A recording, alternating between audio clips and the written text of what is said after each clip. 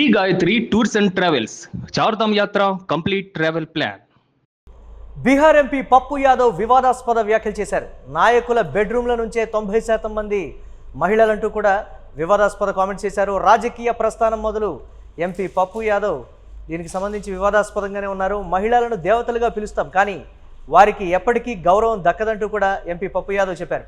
దీనికి వ్యవస్థ సమాజం రెండూ బాధ్యత వహించాలంటూ కామెంట్ చేశారు. పప్పు యాదవ్ కామెంట్స్పై బీజేపీ ఫైర్ అయింది. పప్పు యాదవ్కి మహిళా కమిషన్ నోటీసులు జారీ చేసింది. कहीं पर कोई घरेलू हिंसा कौन कर रहा है? महिलाओं पे गिद्ध दृष्टि किसकी है? अमेरिका से लेकर के भारत तक नेताओं की। बिना नेता के रूम के बगैर 90% महिलाएं राजनीति कर ही नहीं सकती। ये तो हर दिन नेताओं का सीसीटीवी फुटेज, औरत को नोचने की एक नाच संस्कृति बन गई। स्कूल जाओ बेटी का शोषण, कॉलेज जाओ रैगिंग के नाम पर शोषण, ऑफिस जाओ तब शोषण, कहीं भागीदारी नहीं। एक भी ईबीसी, कहीं पर कोई उद्योगपति नहीं, एक भी ईबीसी पूंजीपति नहीं, एक भी दलित की बेटी मात्र एक जज बनी भारत में इतिहास में आज तक। सुप्रीम कोर्ट में, आईएम में नहीं, सेना में नहीं, पुलिस में नहीं, हाँ चैनल के मालिक में नहीं, एक भी ईबीसी नहीं, एक भी एसटी एससी नहीं, एक भी मठ में ईबीसी नहीं, एक भी मठ और मंदिर के ट्रस्ट में दलित नहीं। काय कौन बात करेगा दलित की? कौन बात करेगा ईबीसी की? कौन अधिकार की बात करेगा उसका? आयोग में एक भी नहीं, यूनिवर्सिटी में एक भी वाइस चांसलर नहीं, कॉलेज कॉपी जांचने वाला एक भी ईबीसी एसटी एससी नहीं। कौन नंबर देगा?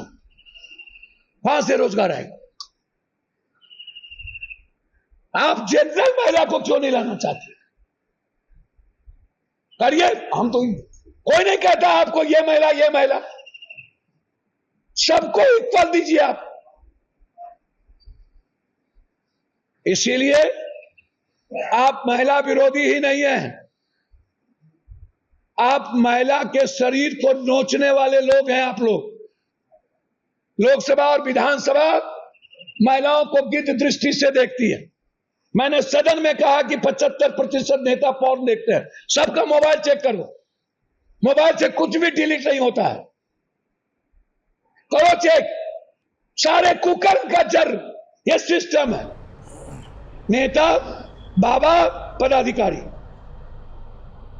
రైట్, బీహార్ ఎంపీ పప్పు యాదవ్ చేసినటువంటి వివాదాస్పద వ్యాఖ్యలకు సంబంధించి మరిన్ని అప్డేట్స్ మా కరెస్పాండెంట్ సత్య అందిస్తారు. సత్య, రాజకీయ నాయకులు మరొకసారి అదుపు తప్పి మాట్లాడినటువంటి, అంటే గతంలో కూడా మాట్లాడినటువంటి పరిస్థితులు చూసాం, కానీ ఈసారి ఇంకా శృతి మించి మాట్లాడారనే చెప్పాలి. ఏంటి ఈ కామెంట్స్కి సంబంధించి మహిళా కమిషన్ నోటీసులు కూడా జారీ చేసినటువంటి పరిస్థితి ఉంది. ఏ విధంగా ఉండబోతోంది? లేదా యథావిధిగా ఉద్వేగభరితంగా నేను మాట్లాడాను, నన్ను క్షమించండి అనేటువంటి రీతిలో రెగ్యులర్ పొలిటీషియన్స్ చెప్పినట్టే చెప్తారా, లేకపోతే ఈసారి సీరియస్ యాక్షన్ ఉంటుందంటారా? అప్డేట్స్ ఏంటి, ఏ విధంగా చూడాలి?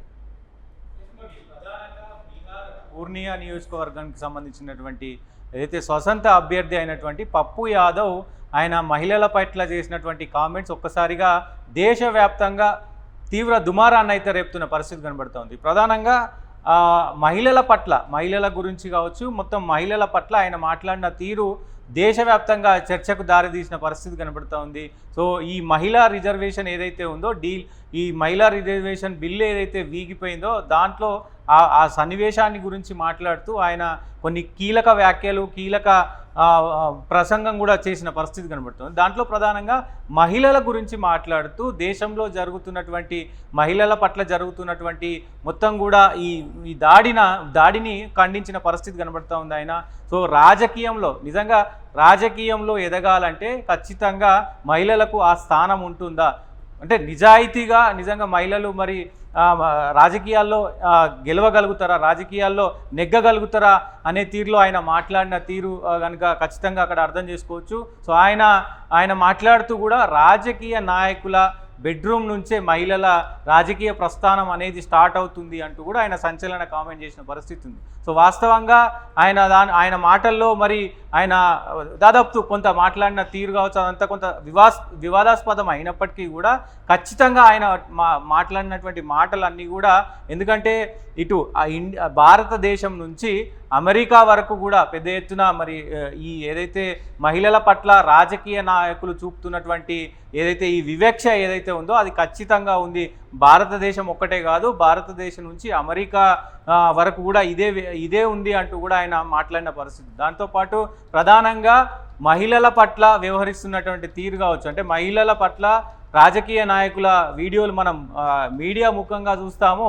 సో రోజుకు ఎక్కడో ఒక చోట, ఇటు మొత్తం దేశవ్యాప్తంగా కావచ్చు, ప్రపంచవ్యాప్తంగా కావచ్చు, రోజుకు ఎక్కడో ఒక చోట రాజకీయ నాయకుల చేతిలో లేదంటే రాజకీయ నాయకుల వీడియోలు లీక్ అవ్వడం మనం ఖచ్చితంగా చూస్తూ ఉంటాము. నేను మాట్లాడిన దానికి నిదర్శనం ఇది ఒక నిదర్శనం అంటూ కూడా రాజకీయ నాయకులు ఖచ్చితంగా ఇది మరి పరిగణలోకి తీసుకోలేదు. నిజంగా భారతదేశంలో ఒక ప్రస్థానం ఉంటుంది, మహిళలకు పెద్దపీట వేస్తాము, దేవతలాగా మనం చూస్తాము, మహిళ అంటే ఒక దేవతతో పూజిస్తాము. కానీ మహిళలను నిజంగా మరి దేవతలా పూజిస్తున్నటువంటి ఈ తరుణంలో ఇక్కడ భారతదేశంలో నిజంగా మరి ఆ రకమైనటువంటి సిచ్యువేషన్ ఉందా అంటూ కూడా ఆయన ప్రశ్నించారు. దాంతోపాటు మహిళలను ఇటు మనం దేశవ్యాప్తంగా మరి దేవతతో పూజించినప్పటికీ కూడా ఖచ్చితంగా రాజకీయంలో మాత్రం అది జరగదు అంటూ కూడా ఆయన కామెంట్ చేసిన పరిస్థితి అయితే కనబడతా ఉంది. సో ఆయన ఈ మాటలన్నీ కూడా ఒక్కసారిగా దేశవ్యాప్తంగా సంచలనం రేపుతున్నాయి. ప్రధానంగా మహిళలు నిజంగా కొంతమంది ఆయన చెప్పిన దాంట్లో కూడా మరి 90% మహిళలు అని చెప్పాడు. అంటే ఇక్కడ కొంతమంది నీతి నిజాయితీ పట్టుదలతో కొంతమంది పైకి ఎదుగుతారు. కానీ సత్య ఇక్కడ స్వతంత్ర అభ్యర్థి కాబట్టి, ఏ పార్టీ బ్యాక్గ్రౌండ్ లేదు కాబట్టి ఏదో ఒక డెసిషన్ పప్పు యాదవ్ విషయంలో ఉంటుంది అనేటువంటి మాట. ఈసారి సీరియస్ యాక్షనే ఉంటుంది. ఒకరి విషయంలో ఇలాంటి యాక్షన్ తీసుకుంటే డెఫినెట్గా ఇంకా ఎవరైనా సరే మహిళల విషయంలో, వారి రాజకీయ ప్రస్థానం విషయంలో కావచ్చు, లేకపోతే ఏదైనా ఇలాంటి అనుచిత వ్యాఖ్యలు చేయాలి అని అంటే ఆలోచించే స్థాయి పనిష్మెంటే ఉంటుంది అనేటువంటి మాట చూడొచ్చంటారు. అలాగా డెఫినెట్గా అంటే ఇట్లా జరుగుతున్న తరుణంలో ఇప్పుడు ఏదైతే మహిళలకు జరుగుతున్నటువంటి ఈ మొత్తం కూడా ఈ వ్యవహారం అంతా ఖచ్చితంగా దీనికి సమాజం వ్యవస్థ మరి బాధ్యత తీసుకోవాలంటూ కూడా ఆయన ప్రస్తావించిన పరిస్థితి ఉంది. ఇప్పటికే మరి బీహార్ రాష్ట్ర మహిళా కమిషన్ మరి నోటీసులు అయితే జారీ చేసింది. ఒకవేళ మీరు వివరణ ఇవ్వకపోతే ఈ వ్యాఖ్యలు మీరు ఎందుకు మాట్లాడాల్సిన అవసరం వచ్చింది, అవన్నిటిని కూడా మీరు తెలిపాల్సిన అవసరం ఉంటుంది. ఒకవేళ తెలపకపోతే కనుక ఖచ్చితంగా మేము పార్లమెంటుకు సంబంధించినటువంటి లోక్సభ స్పీకర్కు కూడా మరి చెప్తామంటూ కూడా మరి వాళ్ళు చెప్పిన పరిస్థితి అయితే కనబడుతుంది. ఒక్కసారిగా ఈ మహిళా రిజర్వేషన్ విషయంలో పెద్ద ఎత్తున ఈ అంశాలు పప్పు యాదవ్ మాట్లాడడం చర్చనీయాంశంగా మారిన పరిస్థితి కనబడుతోంది. దేశంలో నిజంగా మహిళల పట్ల కావచ్చు, రాజకీయంగా ఎదగాలనుకుంటున్న వాళ్ళ పట్ల కావచ్చు, పెద్ద ఎత్తున ఆయన మాట్లాడిన మాటలు కొంతవరకు కూడా మరి కొంతమంది సోషల్ మీడియా వ్యాప్తంగా కూడా కొంతమంది సపోర్ట్ చేస్తున్న వ్యవహారం ఖచ్చితంగా ఉంది. మురళి, ఇక్కడ చాలామంది సపోర్ట్ చేస్తూ ఉన్నారు. ఎందుకంటే మహిళలను మరి రాజకీయ నాయకులు ఆ రకంగా చూస్తూ ఉన్నారు. కేవలం కొంత మరి ఈ మహిళలు రాజకీయంగా ఎదగాలంటే మాత్రం ఖచ్చితంగా రాజకీయ నాయకులు వాళ్ళు అవసరాలకు వాడుకుంటున్నారు, మానసికంగా శారీరకంగా వాడుకొని తద్వారా ఏదో ఒక పోస్టును ఇస్తున్నారు తప్ప నేరుగా టాలెంట్ను చూసి ఇవ్వట్లేదు అంటూ కూడా ఆయన ప్రస్తావించిన పరిస్థితి ఉంది. ఇది ఒక గుడ్ ఎనాలిసిస్. అంటే ఆయన చేసినటువంటి వ్యాఖ్యలు కొంత అసభ్యకరంగా ఉన్నప్పటికీ కూడా నిజంగా పొలిటికల్ దేశవ్యాప్తంగా ఏం జరుగుతుంది, మొత్తం ప్రపంచవ్యాప్తంగా ఏం జరుగుతుంది అనేది ఆయన నిక్కచ్చుగా మాట్లాడిన పరిస్థితి అయితే కనబడుతూ ఉంది.